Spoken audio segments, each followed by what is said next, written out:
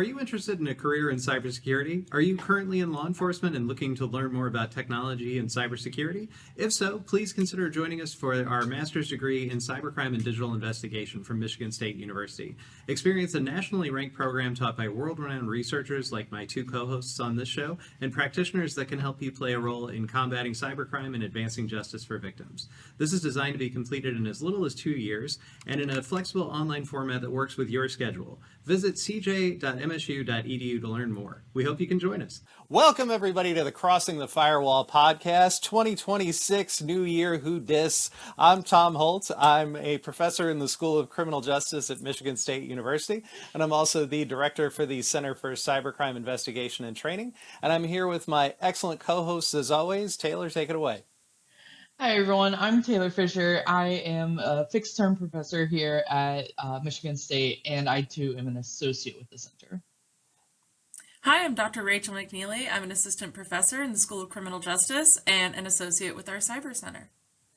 Now, since it's the new year, we thought it would be fun to take a little bit of a different approach for a little while and just ease into the new year. So for this episode, we're going to be talking about cybercrime in video games, which covers a lot of different areas. And we've got one of our favorite friends of the podcast to join us today, Dr. Kevin Steinmetz, who is with Kansas State University. Kevin, throw it to you. Well, great to be here. Love hanging out with you all. I am a professor of criminology and sociology at Kansas State University. Big time nerd. Very excited to talk about this subject, especially as my colleague Jonathan Grubb and I recently published a edited volume on video games where we got to just be nerds for a while and think deeply about something that most people kind of hand wave off as an item of play.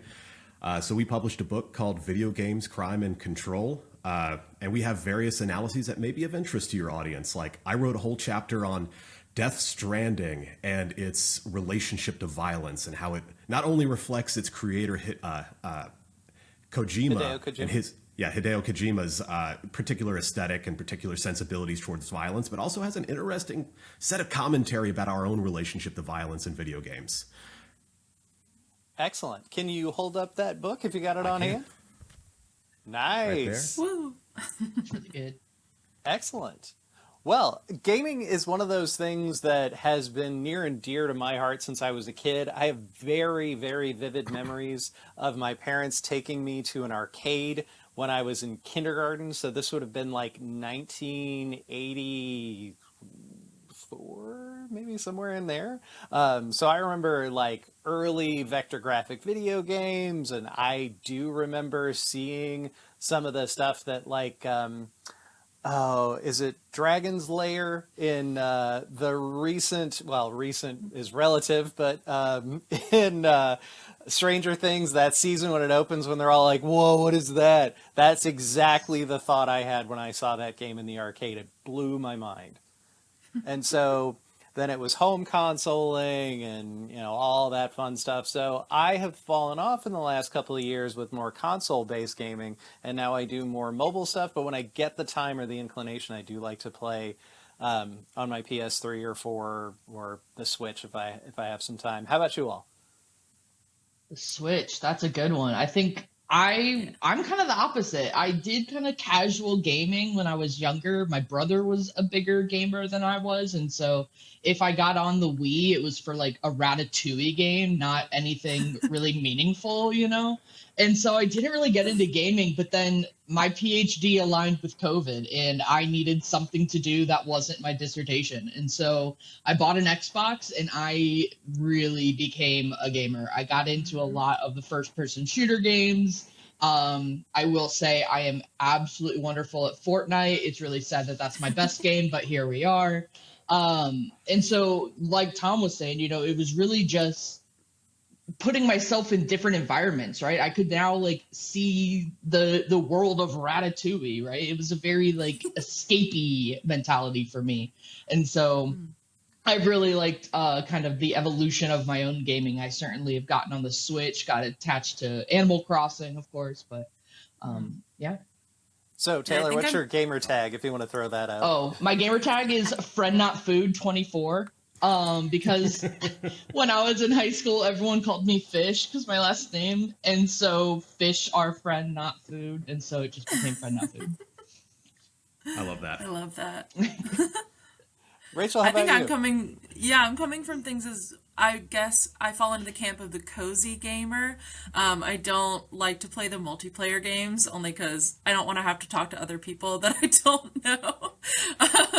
So I really like the solo games, but my first foray was my family got a Wii, so Wii tennis, Wii bowling, Wii Fit with the little pad you'd stand on. It would be like, you're fat. That was kind of my like childhood Yes. introduction to gaming consoles. But now, yeah, I play things like Stardew Valley and Hades 2. So very much more the single player. But my partner is a heavy like PC multiplayer gamer, so I'm getting a peek into that environment. Kevin, how Very about cool. you?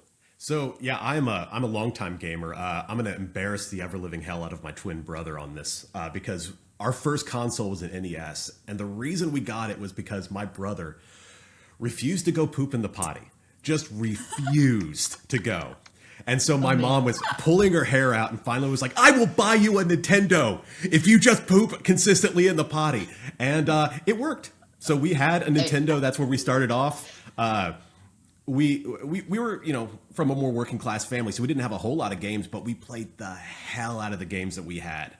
And then, it was kind of downhill or uphill from there, depending on your perspective. We got the Super Nintendo when it came out, the Nintendo 64, and we kind of stuck with gaming the rest of our lives. And I still game. I have two kids now, so I don't get to game as much as I used to. Uh, but I had to wind up giving up a whole bunch of hobbies, and it was like music and miniature painting and video games, and I jettisoned all the other ones except for music and video games, and I clung to video games like Gollum clinging to the precious. So I'm still playing. Currently, I'm playing Borderlands 4, which is a fun co-op game for those who are interested, especially those who like couch co-op. Started playing Silent Hill F. Got really mad at it. Had to put it aside for a while. It's really difficult. So yeah, I'm a lifelong gamer. The NES was the next system we got when I was a kid after the Atari 2600. My mom loved playing Donkey Kong, and I can't remember what the name of the game was, but it was basically like you ran around as a paint roller while pigs chased you. And she loved that game too. So I have some very fond memories of like combat and some of those very early, rough 2600 games. And then NES was the next jump. So that was fun times.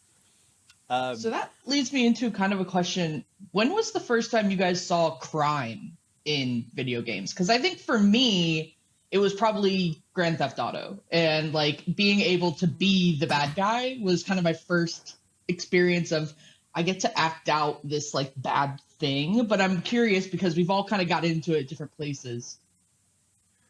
So for me, I'm sure I played something on like the NES, but the first one I distinctly remember is one of my favorite video games of all time. It was on a Super Nintendo. It's called Earthbound, or it was called Mother 2 in Japan. And there was in the very first town that you play in this, like, for those who don't know, Earthbound is this like, it's a Japanese RPG, or what some people call a JRPG, but it was based in like an America stand-in. It was very different for its time. And the first town that you play is called Onet or Onet, depending on how you want to pronounce it. And one of the very first bosses you have to fight is a guy called Frank. And he was like a crime boss operating out of the local arcade. And having played that game probably 20 times in my life, I am very familiar with fighting Frank as a criminal boss in Earthbound. Mine was either your girlfriend being kidnapped in Kung Fu or playing, and I remember this game just blew my mind, playing Golgo 13 on the NES because you were a hitman, and I was maybe 8 or 9, and that game was terrible. But I remember specifically after you do your first hit, you go back to your hotel room, and it's crudely animated, but a sex worker comes to your hotel room, and then the lights go out, And I remember showing my cousins being like, holy cow, did you see what happened? Because, for the 80s, boy, that was really racy. And at 8, everything's racy. I mean, True. that was also the period that gave us things like Leisure Suit Larry, though. Yeah, that's true. Can't say I'm familiar with Unfamiliar. Leisure Shoot. Oh, do yourself a favor and at least look up. Leisure Suit Larry was like a point-and-click graphical adventure, and like it was lewd and lascivious and also pathetic. Like Larry Laffer is the main character of it. He was just this pathetic guy, and like the whole point of the game back then was to get Larry laid, and it was really kind of like warped because if he didn't get laid within a set period of time, he would blow his brains out. Oh, exactly what you want kids learning. Yeah. Got it. Yeah, really. Cool.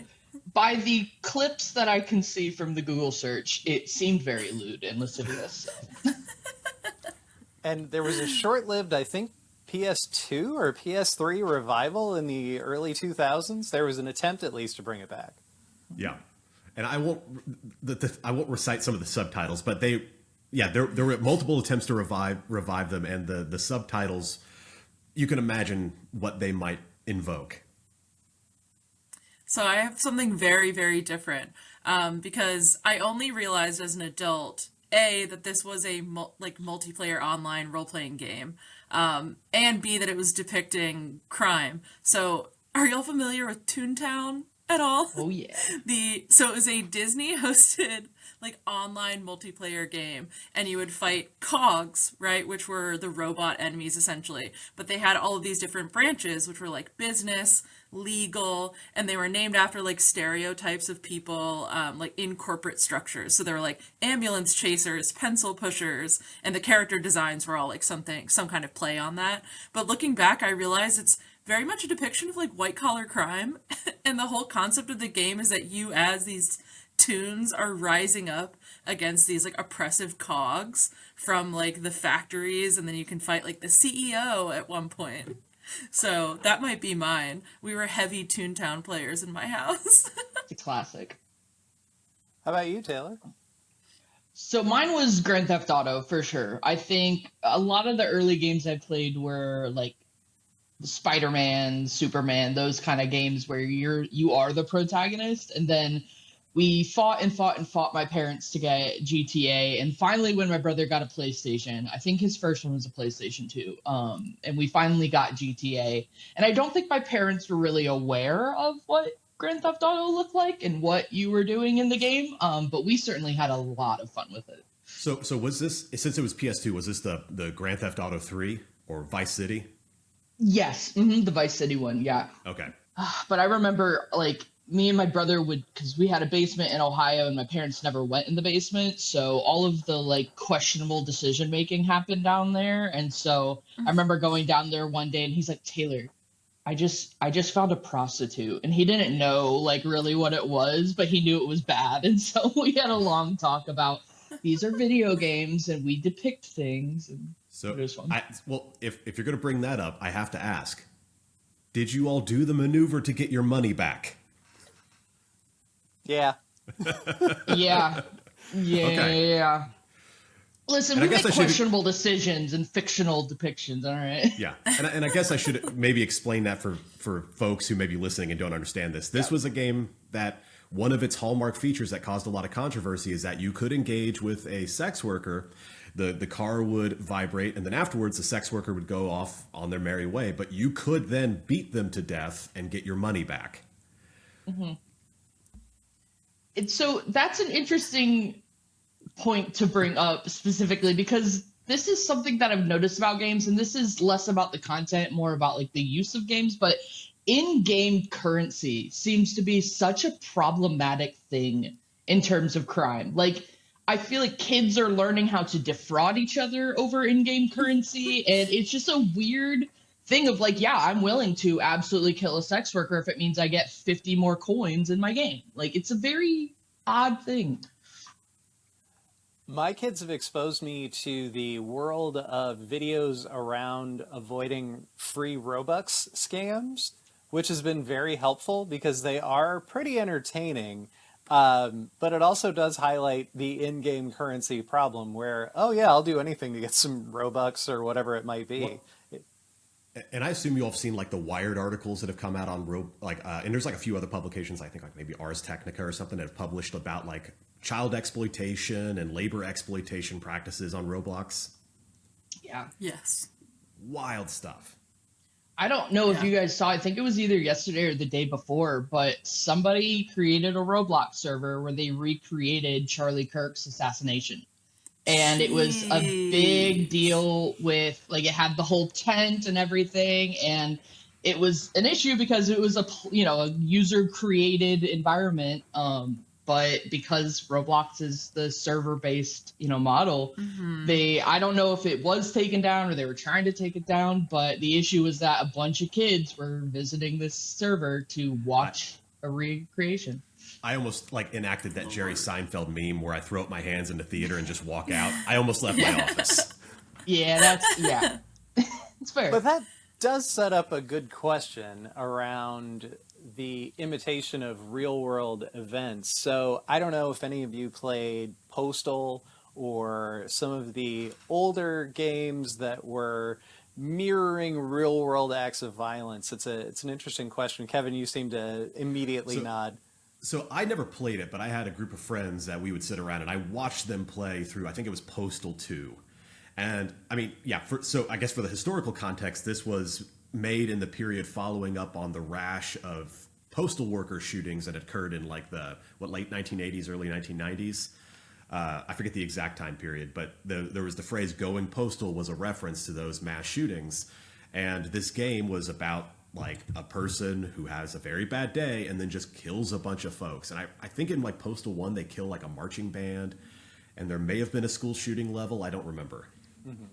Yeah, it gets more and more crazy. I think in Postal 2, isn't there Gary Coleman for some reason also? There's just some really weird things that crop up. The game got more and more crazy as it went along in different iterations. Does anybody remember a PS2 game called State of Emergency? Oh my God, I haven't thought about that game in literally decades. Thank you. Somebody at least remembers this. I can't say I'm familiar with it. Please share. It was this game where basically you ran around a mall or different public settings just shooting and destroying everything. And I think you got more points if you killed more people. It was just one of those crazy, random, just do as much violence as you can kind of games. Does that sound right in your estimation, Kevin?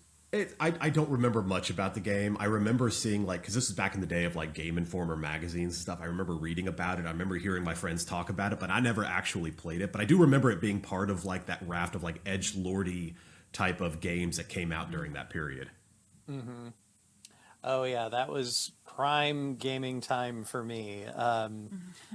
I remember even BMX Triple X being the game where you're shaking your head, Taylor. You know what I'm talking about? I think so, yeah. We used to play a lot of like the Tony Hawk Pro Skater kind of games where I got exposed to a lot of music that I, still listen to this day. But certainly the kind of subcultures that come along with that world, I think was a learning experience for me. So not to deviate too much, have you played the remakes of the Tony Hawk games? I haven't. It's on my list. I haven't played 3 and 4 yet, but the remake of 1 and 2 is so good. Okay, good to know. Good to know. I always kind of treated it as my pathway to Warped Tour. It like got me familiar with a bunch of bands that I might or might not see at this random festival, and so. But yeah, no, good to know that it's definitely worth it because it's been on my list. In my lifetime, I would not have expected the games that I was playing in my 20s to come back in my 40s as just HD remastered updates. But it is really interesting to watch happen. Just out of curiosity, did anybody play Metal Gear Solid 2? Yes. It's been a long time. That game blew my mind when I was playing it because the plot centering around the impact of social media and what it would do to society. At the time, I just thought, wow, that's really interesting. I wonder if that could happen. And sure enough, it was pretty spot on.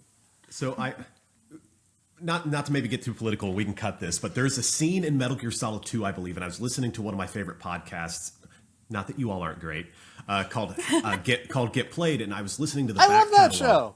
It's excellent, right? But they had an episode talking about Metal Gear Solid 2, and I forgot about this scene where, like, it's either, I think it's in Metal Gear Solid 2, where the president thinks the main character Raiden is a girl and grabs her by the crotch. And I was like, oh my God, he is forecasting 2016.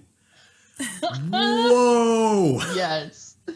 That's very funny, yeah. So it's interesting because I don't really think about video games as a way of like learning ethics, right? Like I kind of treat it as a separate thing, but I don't know if any of you guys have played Hogwarts Legacy. It's obviously, I'm a big fan. I've beaten it twice, both as a Gryffindor and a Hufflepuff. But the interesting thing in it for me was that you get different, to an extent, you get different storylines if you do or don't use the dark magic. And so you can very easily kill like big trolls with Avada Kedavra, right? Like it's a very easy, but it's a dark spell. And so like it's an interesting piece to where I'm still engaging in violence. I'm still killing these people, right? But there's like this ethical piece of like, if you don't, you kind of get a different path through life. And I never really saw that anywhere else. Yeah, I mean, those types of morality systems like have like a long history. Like probably the most direct line to the Hogwarts Legacy one might be Knights of the Old Republic, where you could use like Jedi and Sith powers, and the Sith powers were broken, would make the game much easier, but you had to commit to a much darker path if you use those powers. There it is. Yeah, I think when people talk about video games who aren't familiar with them, right, I think a lot of people think of Fortnite, right, or Call of Duty, because those are the ones that you're seeing, like, I don't know, mass commercials for. But I've started to think of it more as interactive storytelling, especially because these solo games are very often like story and dialogue focused. Like I played Disco Elysium on PC, if anyone's familiar with that. And you're basically like a hard up cop with a backstory that you as the player don't know, and you're making decisions throughout, and it branches off in so many different directions. Do you talk about it in the book? Plug it. We have a chapter in here written by Edward Green on Disco Elysium and its representations of the police. There you go. Yes, absolutely. And I guess I wasn't giving myself enough credit. That's a perfect example of a video game that depicts crime. But yeah, great game, great soundtrack. But very much like an interactive story, which I think is so interesting. So for your money, what would you say is the best game that features any kind of cybercrime you can think of? What hits on it the best from your perspective? Whoever wants to go first. I'd say I'm excited. I'd say I can take a stab at it. The one that I think, and I've only played this a handful of times, but there's a game called Don't Feed the Monkeys, and I've played it on Steam. And so I don't think it's moved past PC, but I don't know. And essentially, you know the scene in the end of The Dark Knight where he gives the surveillance system to the guy, I can't think of his name right now. It's basically that. You have this like surveillance system of people, and you get to watch them and then interact with them and like change their life. And it's very weird and creepy and odd. And it's one of those where I don't feel good about engaging with it. And so I always kind of thought of that game as this like warning almost of like, if you give somebody too much power, this is where it will get to. And so that I think is my most like strong reaction to crime or cybercrime within a video game. So real quick, point of clarification. When you say best representation of cybercrime, do you mean the game that's the most fun to play that features cybercrime, or the game that probably is the most pointed representation, like the most obvious representation, perhaps, of cybercrime? Let's do both. Well, I could ramble on for a long time about this, so maybe I'll clear the way for Rachel to maybe talk about this from her perspective. I don't know that I have any good examples. Again, I'm just like, I have all of these kind of like obscure off to the side solo games that I like to play. So I'm looking forward to hearing your takes, Kevin. So I think probably the most like pointed representation is probably the Watchdog series. Those, I believe they came out on like, I don't remember if it dates back. I don't think it's it's like the PS4 era, I think is when it started. There was like 3 of the games. I'll admit, I was never a big fan. But the game is about hackers. It's like an open world style game where there's like this operating system that runs the entire city's infrastructure called CTOS. And it may have changed in Legion, I think was the 3rd game. Never played it. But I tried playing 1 and 2, and I'll be honest, I got bored. Did not find it that engaging. No offense to the developers or anything like that. Just wasn't for me.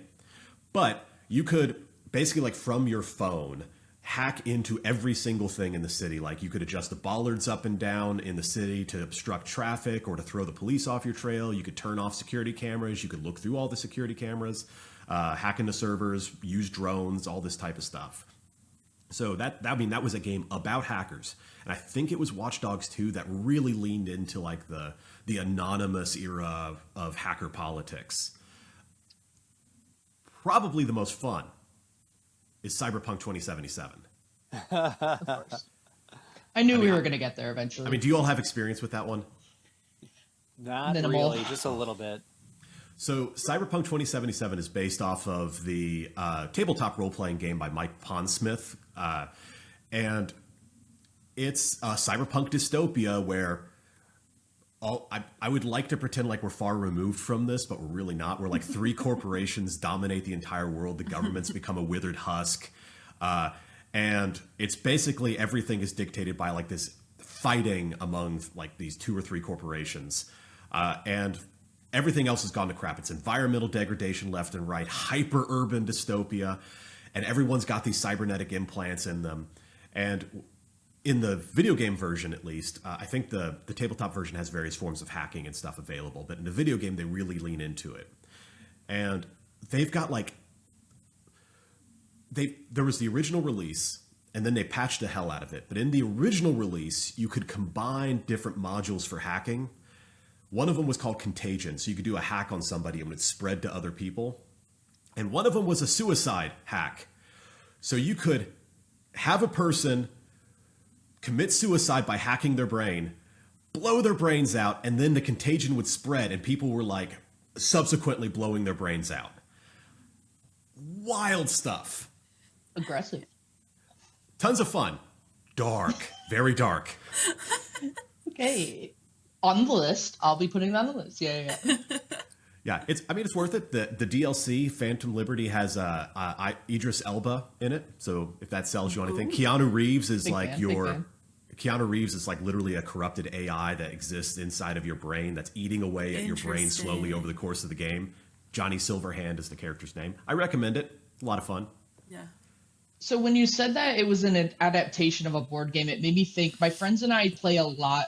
We do a lot of escape rooms, first of all, but then we also do a lot of tabletop, like escape or puzzle-based games. And recently, we've got into this online version of these escape room games, and it's been really interesting to see how the things in tabletop versions have translated, and then they also, like you said, have really honed in on the more technical features that you can feature within a video game. And so we've had a lot of fun kind of playing through. I've certainly upped my cryptography skills, right? I'm learning more about codes and breaking codes and stuff. So it made me think there's not a whole lot of adapted video games that I play, but I guess that is an area where I certainly see it. So I guess I have a follow-up. I've kind of maybe a more intellectual question about like these games like Cyberpunk or Watch Dogs that I thought maybe could be some fuel for content. So the research, like Tom and I's research, talks about like things like hacker experiences and such, and there's a lot of a lot of it's boring, but it's a lot about skill development and falling into the state called flow, where you kind of lose yourself in the act of coding, you lose yourself in the act of trying to find vulnerabilities, and then you pull it off and you have this big sense of euphoria about pulling it off. And my sense is like in the video game representations of this, they can't really capture that dynamic. It's kind of hard to be like, okay, you're going to sit in front of a computer, gain a bunch of skills with code, and then do this. I mean, I think some like indie games on Steam have tried this. So instead, to give the hacker experience, they lean into like this very magical version where it's just like it's essentially a magic trick. Like what's that Arthur C. Clarke quote? Like any technology sufficiently developed is indistinguishable from magic. So it's like you can break down an entire city's infrastructure from your phone. You can use your cybernetic enhancements to make someone's brain fry, or like to pull out a gun and blow their brains out. Like it's like there's not a whole lot of distinction, like at least mechanically, from playing Cyberpunk 2077 and throwing fireballs in Skyrim, right? It's all kind of magic. That's exactly what I think about the hacking in the Arkham games. When you're Batman, you just magically crouch in front of whatever terminal and just rotate that thumbstick just enough. Mm-hmm. I feel that way about, I don't remember which Spider-Man it was, but one of the more recent Spider-Mans, you like hack into like an air conditioning unit or something, and you just sit there for a second. And I'm like, okay, this is how we're depicting hacking. All right, cool. Mm-hmm. Yeah, but it makes me wonder, would it even be possible to capture the experience of hacking adequately in a video game? I feel like I've played, I could not tell you what game it was, which is of limited value, but I think I've played a game where it was something like you were hacking or at least trying to gain access to something and you had to solve like a little visual puzzle, and that was kind of the representation of, I guess, what would be happening on the machine. Yeah, and that makes me think of like the hacking mechanic in like Fallout 3, New Vegas, and 4. Have you all ever played any of those? The way that you hack in those, they use like old like DOS interfaces, like it's like black background, green text, and they present you with like a word puzzle scrambled into code, and you have to like, and I forget the exact way it works, but you have to like identify all of the different words that have like some kind of similarity with each other, and you have to do it within a certain number of tries, or the system locks you out. Yeah, and video game players famously love puzzles, right? It's their favorite part of the games. So I always notice like you can't make them too hard unless the game is specifically advertised as like puzzle logic, right? Because there's a subset of players that are like, I don't want to do puzzles. Get out of here. Yep. Well, and like good puzzle design is difficult. Like, what is the quote? Like, a bad puzzle makes you feel like the puzzle designer is smart. A good puzzle makes you feel like you're smart. I like that. And that's easier said than done. And I guess the only way to approximate hacking in games is to create some puzzle system. I'll say I think like when I think of hacking as kind of the reaching that goal, that euphoria that you feel, I wonder, I don't know if there are any games like this, but where you almost personalize it to a point where those emotions become relevant. But I can't really think of anything off the top of my head, but I don't think you can replicate like real life emotions very well via video games other than just general excitement. But go ahead. Have any of y'all ever played the Soulsborne games? Like Dark Souls, Demon Souls? Dark Souls once, a long time ago. I would say those games, even though they're dark fantasy, do the best job of representing the hacker experience in terms of you get continually frustrated, you're running at a boss 30, 40, 50 times, and then you pull it off and you throw down your controller and you're like, yeah! Yeah! Yeah. I had that genuine emotional, visceral response because I was 20 when I was playing the first Metal Gear, when you're playing against a character called Psycho Mantis, who is reading your memory card and talking at you about, oh, you've wasted so much time doing this and that. And the only way to beat him was to unplug controller from port 1 and plug it into controller port 2. Yeah.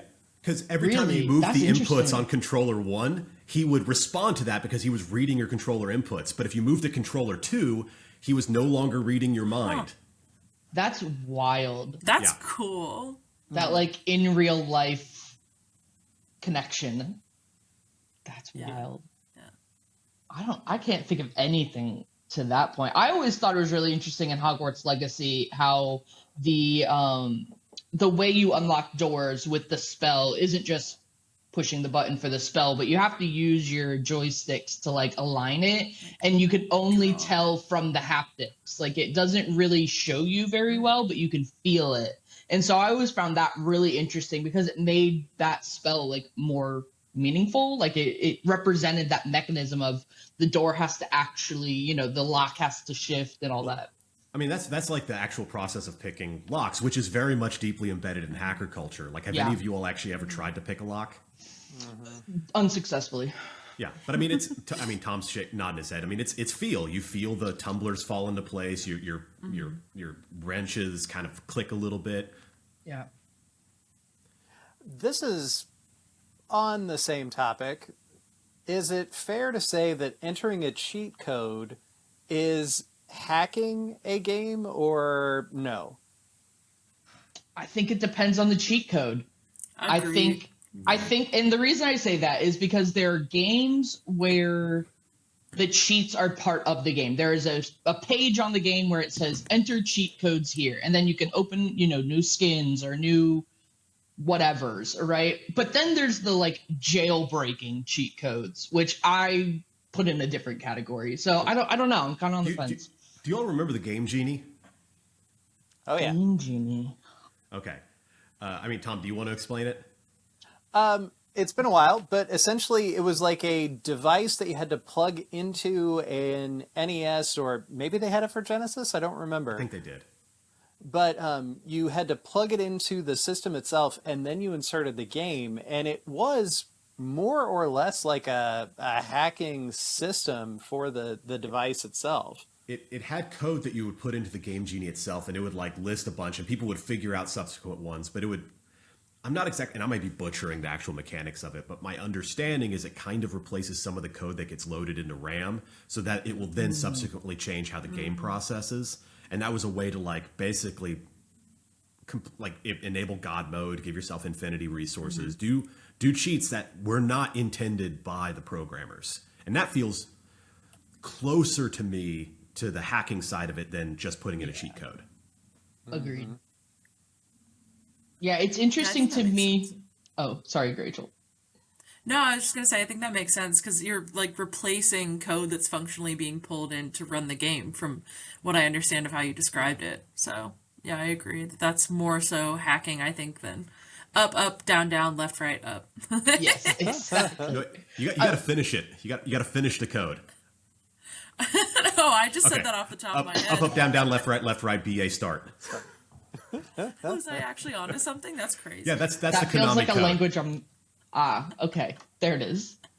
It's buried in my brain. I didn't even realize it. Yeah. You've been like incepted with the Konami code, but only like half of it stuck.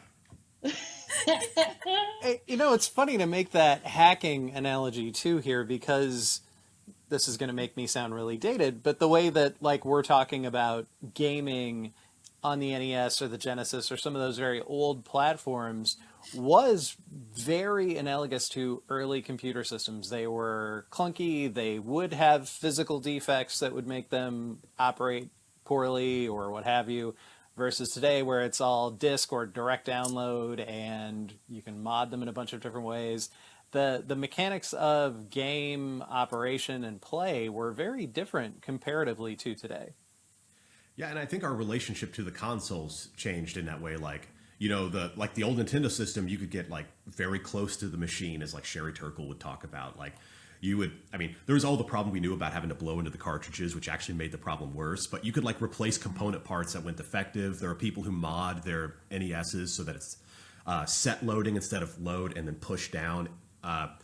But like if you try to pull that stuff on like a PlayStation 5, like it detects when you mess with it. Like there's a bunch of games that will like, if you mess with its code, even if you can get access to it, you'll be like, well, you can't play on the server. Like you're not running an authentic version of the game or whatever. Like they're much more locked down, much more difficult to get like really close to that machine level of the game.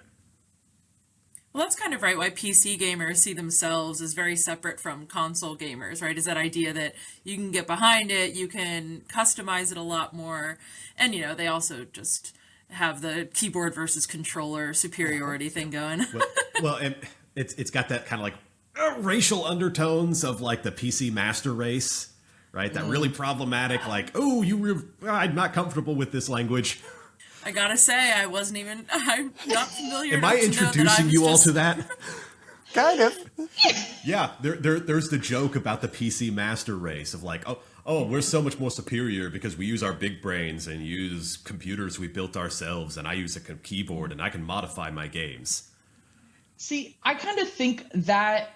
So I've been trying to figure out in my brain where this switch happened. I think Roblox is a good example of this. I think Fortnite is a good example of this.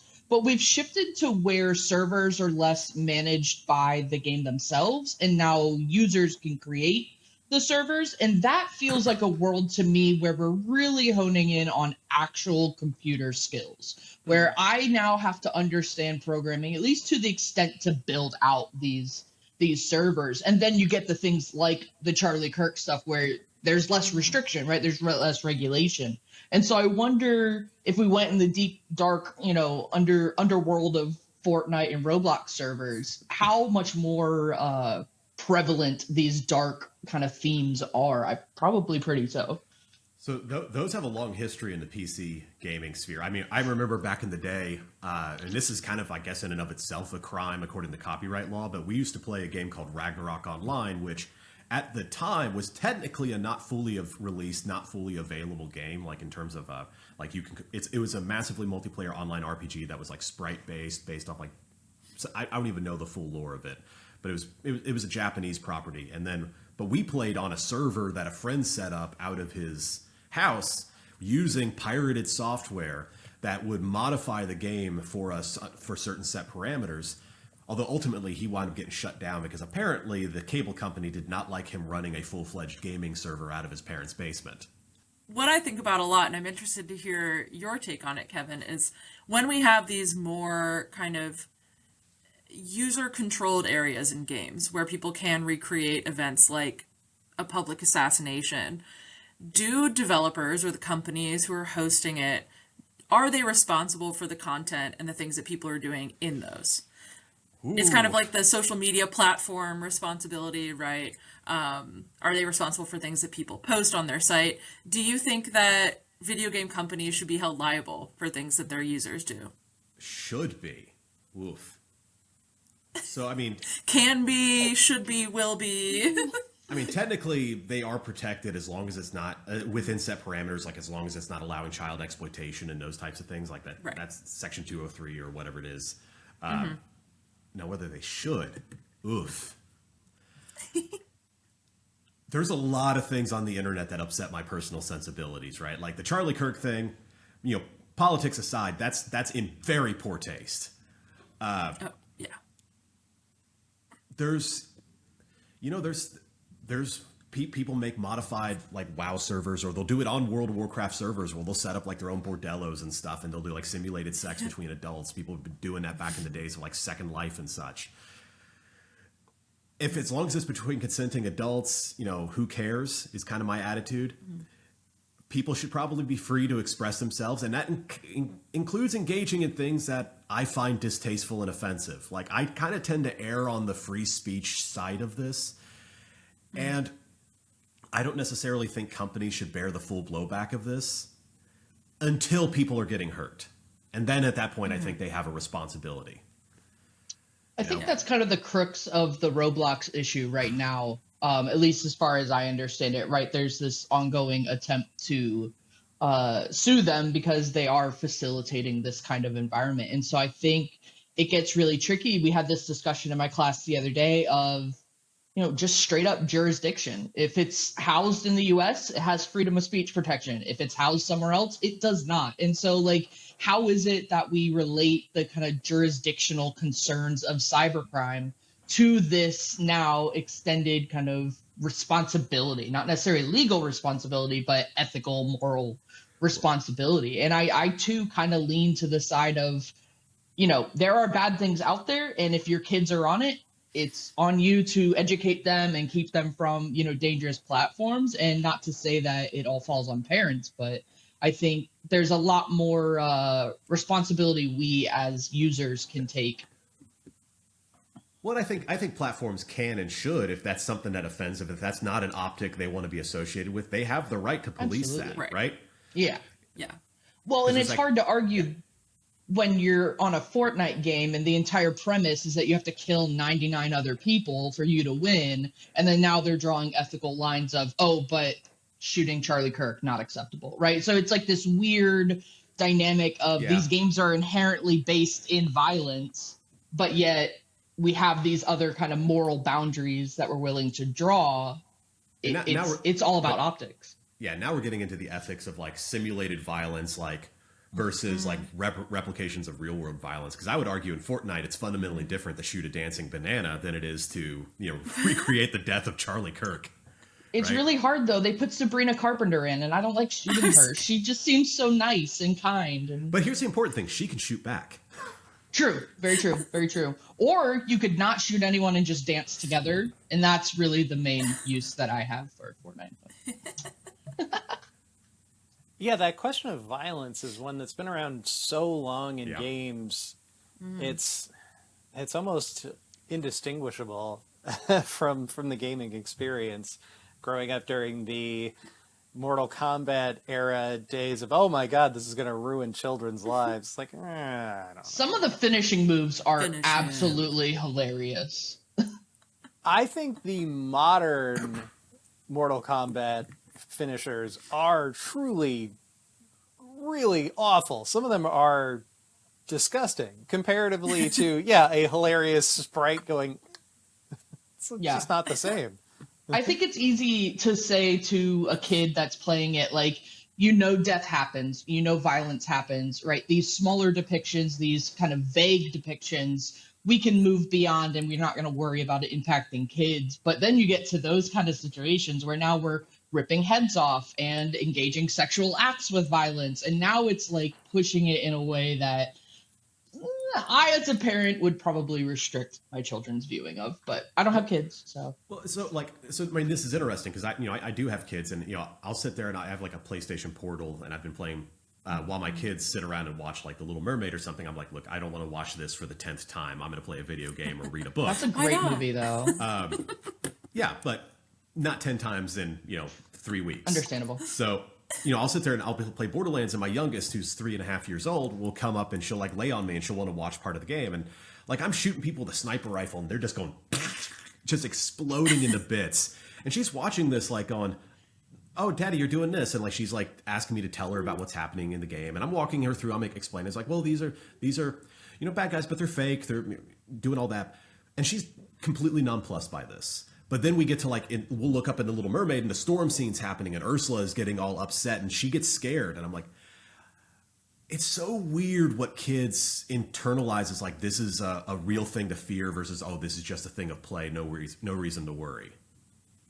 Mm-hmm. And I have no deeper commentary there other than just, it's weird. Well, I'd say it makes me think of the long-standing belief that like video games caused violence, that if you play violent video games you are going to commit violence at some point in time. And it's like I mean I don't consider myself a violent person, but I play very violent video games. I just downloaded the new Battlefield. Like I like those kind of games, and I wonder if, and I'm sure there's some psych paper on this somewhere about like how kids are able to like differentiate between fictionalized depictions of violence that they know to exist in the world versus their specific actions creating the violence within the moment, right? And I think of like the GTA kind of situations where you are engaging those behaviors directly and it's your decision making that leads to it.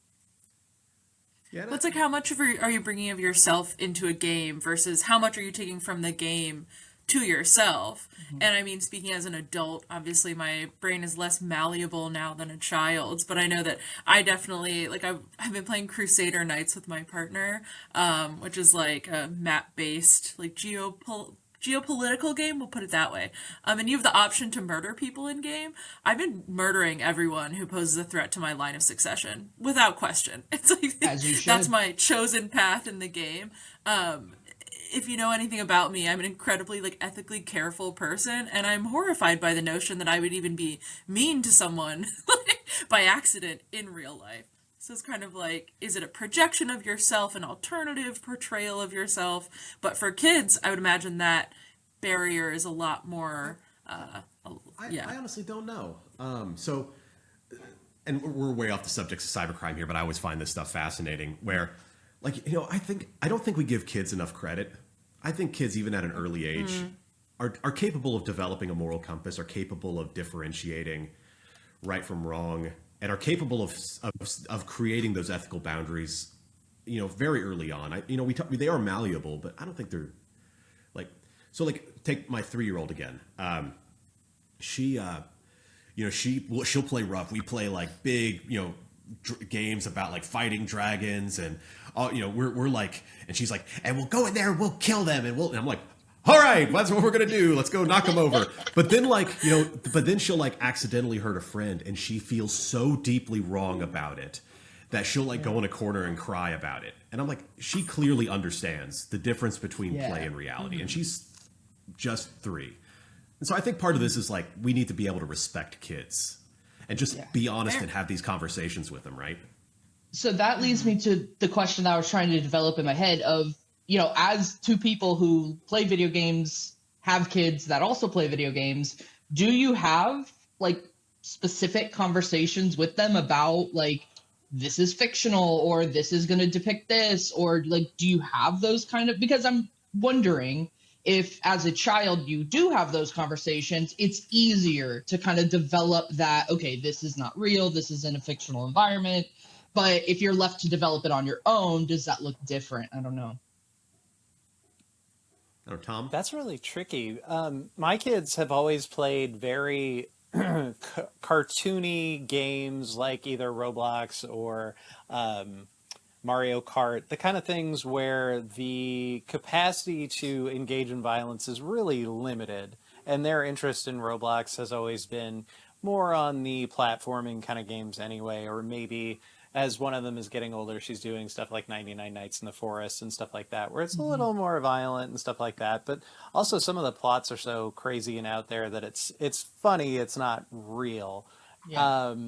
So and maybe it's because I have girls, I don't know, they've just never really taken to, hey, let's play Mortal Kombat or let's play the Batman games or anything else. It's more like, yeah, I'm going to go play Roblox. That looks like more fun. Even when I was playing Call of Duty and they were watching, they were like, why is this game so loud? All you're doing is yelling at other people. That is true. That's a good point. One night, my older one was playing Roblox and was on a call with a friend while they were playing together and said, don't mind all that stuff in the background. That's just my dad's video game. He has the TV up too loud. I was like, come on, man. We're in separate rooms. Excuse me. Blowing up my spot over here. Yeah. So I guess my kids have never had that issue. We've talked more about in-game safety than anything else because their interests are so kind of narrowed, but that's really about it. Yeah.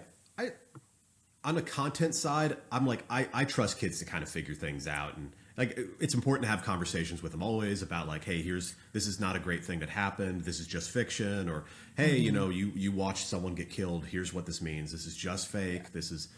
But I think the online safety conversations are much more important. Like, my big fear is my kids going into places like Roblox. Like, I'm willing to let my kids play a ton of games. Over my dead body will I let my kids play Roblox because of all the risks. And my other big issue is like things like microtransactions and loot box mechanics. I think those are so predatory on kids or the neurodivergent that I'm like, that's the problem. It's not the violence, it's how corporations are gaming our brains to siphon money out of kids.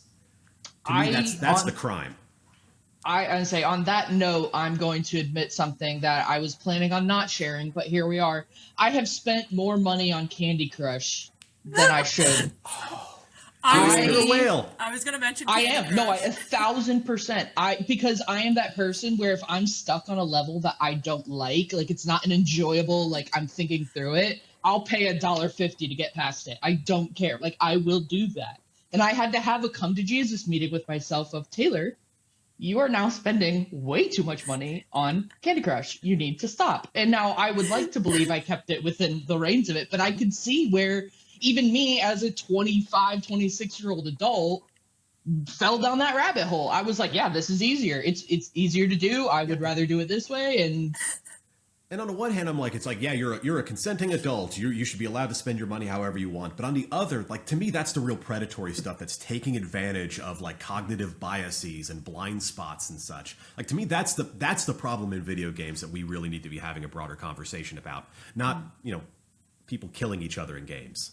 No, I downloaded Candy Crush earlier this year and I played it for about a week and I hit a point where I spent $3 to move to the next level and I put my phone down and went to my partner and I was like, I'm deleting it right now. Yeah. I was like, I am horrified by the fact that I just willingly spent $3 on Candy Crush. But in the moment I was like, I'll just go to the next one. And I think the predatory aspect, right, is there are these games that younger kids engage in, like Roblox, that have these microtransactions. But then I think on the other end, too, like older adults, right, who are lacking connection and use maybe their mobile devices to play these little games. I think they're absolutely a target of microtransactions, too. Absolutely.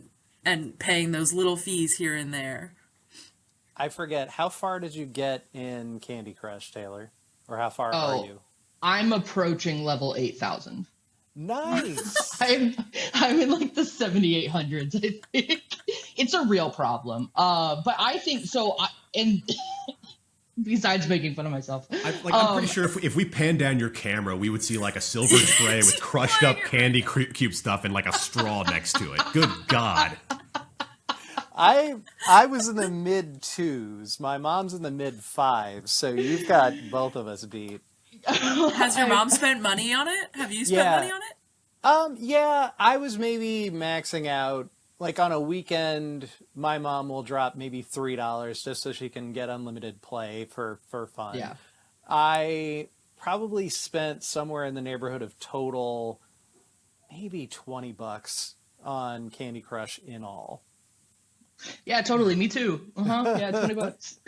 No, I think so I know I've talked to Rachel about this game before, but there's a PC game called, I don't remember, it's like Escape to Tarkov or something. I don't play it, but I watch a lot of streamers play it because there's in-game currency, but it's somehow, and I don't know exactly how, but it's tied to cryptocurrency where you can have like actual real life value from the things you're moving. And I remember them saying like, oh, I found a Bitcoin. And I was like, there's no way in hell they found a Bitcoin. Like, that's ridiculous. It's like tens of thousands of dollars. And it certainly wasn't a Bitcoin. But I'm starting to think like, I don't play any games where real currency becomes game currency directly like that, if that makes sense.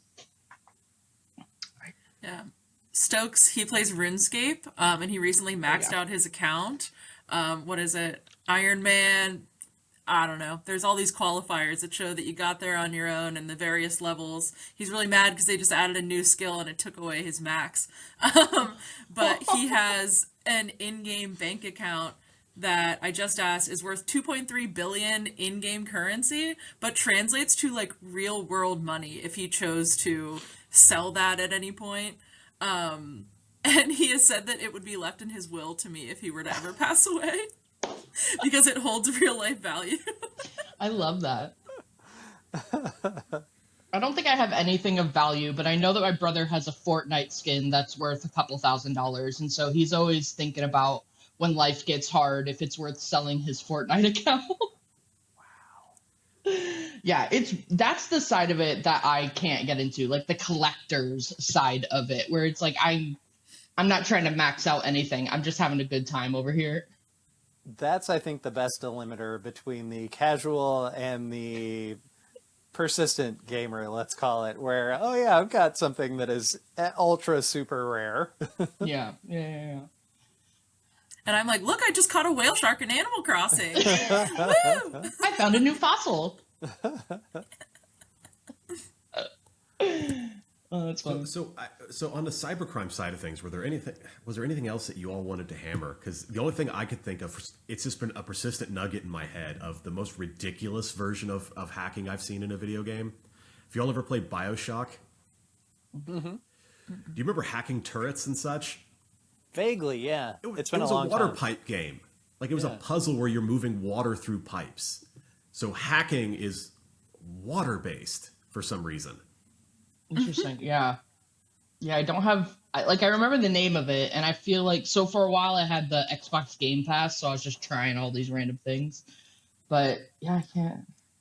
The only thing that really like, and this is not really related to content, but I think about like proximity chat in some of these online spaces and how like I have been exposed to a lot of harassment and like all these kind of like icky things in this place, and I just wonder like how do kids if I was a child and hearing that, I would have an emotional breakdown. I would not have been able to handle that kind of negative speech towards me. But I think now with so many games being in online spaces, the idea of like proximity chat or where I'm talking to the person I'm trying to kill, and it's like I don't know, as an adult it already scares me. I don't know how children manage it.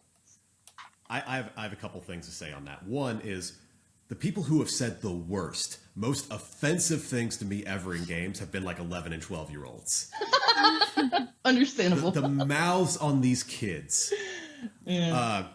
And like this is saying like I worked in a mental hospital when I was in college. I worked my way through college doing construction work. Like I've been around foul-mouthed people.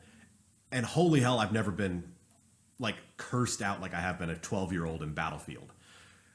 The second thing is proximity chat. This is kind of unrelated, but it's a fun thing. Have any of you all ever played Splinter Cell Chaos Theory? So they had this multiplayer mode, which is spies versus mercenaries. So you could be like a spy who's trying to creep around, accomplish objectives, and mercenaries who were in first-person perspective with guns trying to hunt down the spies. And you could hear people talking, like you could talk to your fellow spy, you could talk to your fellow merc, and if they were close enough, you could hear each other. So like spies had to be like whispering right up into the microphone, trying not to be heard. But you could also go up behind a mercenary and break their neck. But before we would do that, we'd be in their ear, be like, I'm going to kill you. And we would say like the most foul, obscene things right into each other's ears before we just broke the person's neck. Incredible. It was a great experience. Highly recommend. And we are all perfectly adjusted adults, and we turned out just fine. See, I think this is good news. This is good news. I do think there's something to the age issue. I know my oldest came home from school the other day and said that a couple of boys in her class made the science teacher cry just for no reason at all. And they're 11 or 12. And so there maybe is something to just that age is prone to the worst behavior you can think of. For whatever reason, I don't know. Maybe it's just a developmental point. I'm not a developmental psychologist or anything. It's just an interesting observation. I think of it as like the back of the school bus. Is like you're out of earshot of an adult. Say whatever you want. This is the place to get it out, and probably not for the better. But we're all criminologists. This lines up with the age crime curve. Adolescence starts up, and then you start peaking with antisocial behavior, and then taper off later. Like this is consistent. I had something I was going to say, and I've completely blanked on it. oh, Oh, you were talking about hacking. The one thing that I wish would have had more hacking in it were the Matrix games, because there was no hacking in those damn things. To the extent that it was hacking, it was just entering in a cheat code. But there was no hacking in those. Yeah. Or like, so how about this? There's a whole bunch of games that do this. This is like a convention where like a computer is sitting out or a safe sitting out, and you have to like get into the computer, but you have to find a code. And the code is almost always look around the room to find a Post-it note. mm-hmm. Mm-hmm. Like I was just playing, I had just platinumed or 100% at Alan Wake 2, and like one of the DLCs is the Lake House DLC, and like it's a secure facility, like a federal facility, like a big time, like supposedly like very important paranormal research facility for the federal government. And you're going around and you're like, my password is my anniversary, and you're like looking on calendars and stuff. But that's like become such a common trope of like that security awareness version of hacking. Mm-hmm. And that That's I think would be really effective to actually gamify that a bit more and really integrate that into a security program as opposed to just phishing emails. Hey, how set up is your office to social engineer you in some way? Yeah. Maybe that's what we do with our police officers. That would be fun. Well, see, and the phishing emails from companies are why people aren't taking our surveys, because they see our emails come across their desk and they're like, I know what that is. And we get a 16% response rate. Do be that way. Well, this was a lot of fun. This was a very good conversation. I think we could keep going on this point and have a lot more of this kind of discussion. I'd love to have you back on to talk about this a bit more. I do, however, think this is a perfect time for a quiz, if anybody's ready. Oh no, Let's segment. I did really poorly on our last one, so. Exactly. So I tried to come up with some questions that kind of fit into crime and video games and stuff like that. So hopefully you'll know these right off the top. What is the name of the operation, the law enforcement operation, targeting booters and stressors that were designed to target video games? Does anybody know of an ongoing law enforcement operation? The name of it? No. I should. I have a paper should. going out on booters and stressors. So No. if, Something fun. are we doing points for this? Because if that's the case, I'd say Taylor gets a -1 for not knowing this one. No, it's fair. No, I'll get I'll give myself that penalty for sure. So nobody wants to hazard a guess? Okay. It's gonna be something Operation funny though. Power Off. There it is. Mm-hmm. There it is.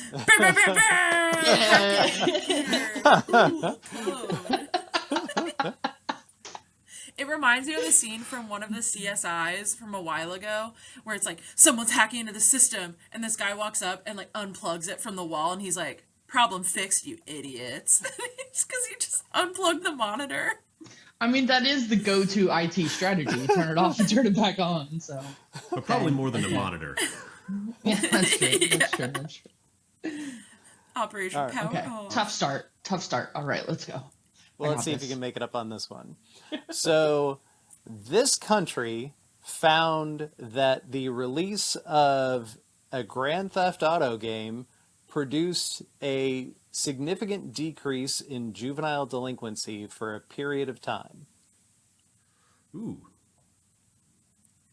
Canada. I have no idea, but I'm going to say Germany.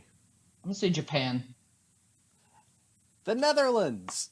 The Netherlands. The Dutch. Of course, it's the Dutch. Man, Wow, we're not very good with our trivia here. all right. Well, This there's trivia only is two not more. trivial. No. Well, hopefully these next couple you guys will have no problem with. So we'll shift more toward the game side of things. So this game was the first to feature the Konami code, which we've already talked about. Oh, could not Was tell it you. Contra? Anybody else? That was before my time. It was Gradius, surprisingly enough, not Contra. Damn. Can we get some context on what Gradius is? 'Cause I've never heard of that in my We're life. having a real generational divide. That's like a here, top. I'm That's a sorry. top-down. That's a top-down space shooter, isn't it? Oh, okay, that makes sense. That makes I was sense. picturing that. I Look don't know at what it's you. called though. See? You know stuff. You got this. You know things. So, what was the name of the original Japanese game that eventually became known as Super Mario Brothers 2 in the United States? Doki Doki Panic. Yes, Kevin. Wow, that was impressive. I had no All right. idea, but I love all the Super Mario Brothers games. Every single one of them. Been playing Super Mario Galaxy on my Switch. Oh, nice. Hey. Yep, it's a classic. Do some digging on that. It's an interesting story. All right, and then the last one. Well, so I will just say that the reason why it was a reskin version of Doki Doki Panic is because they made a Super Mario 2, but it was so hard they didn't think the Americans would play it. That's hilarious. I bought the original Japanese version on my Wii forever ago, and it was hard. It was not easy. So they were right on. All right, well, last one. and I bet you, given our generational issues, you guys will jump all over this. What mod in GTA San Andreas... Hot coffee. Not even letting you finishing. Hot coffee. Okay. That's the question. Out of curiosity. This feels like became famous for its lewd content. there it is. Hot coffee. So, have any of you ever seen or played the hot coffee mod? I can't say I have. It's I've worth seen digging up old footage of it because it looks like trash. It was not optimized in the game engine whatsoever. So it's like people were freaking out that you could have sex in GTA San Andreas. And it's like, if you look at it, it's like, I don't think anybody's getting off on this. Like, I don't know what you all are so concerned about. That does not qualify as pornography. No. Well, and then you think about, like, what is it? How many years was it between Grand Theft Auto San Andreas and, like, the first God of War where you're doing a quick time event to have sex? Mm-hmm. Oh God, I didn't even think about that. Wild. Well, Kevin, you are the winner of our game quiz, so good job, buddy. You killed Thank it. you. Well done. Well, we appreciate having you on. We got to have you back on because I think we can have even more targeted discussion around perhaps cybercrime as a consequence of video games, since we only kind of danced around that a little bit. So we'd love to have you back on. Oh, it was a great time. Always great hanging out with you all. Appreciate the invite. Of course. And thanks for joining us, everybody. We look forward to having you with us the next time we cross the firewall. Thanks for listening to the Crossing the Firewall podcast. This is a production of the Center for Cybercrime Investigation and Training in the School of Criminal Justice at Michigan State University, produced by J.J. Thomas. The thoughts and opinions expressed are those of the hosts and the guests and do not necessarily reflect those of the university. If you have a comment or a question about the show, please email us at crossingthefirewall@gmail.com. Also, make sure that you follow us on Instagram and LinkedIn for more information. And if you're enjoying us on your favorite podcast app, please make sure that you like the show and leave us a review so that way everybody knows what we're up to. And if you're listening in on YouTube, make sure that you like us and subscribe so that way you're staying up to date on everything that is Crossing the Firewall.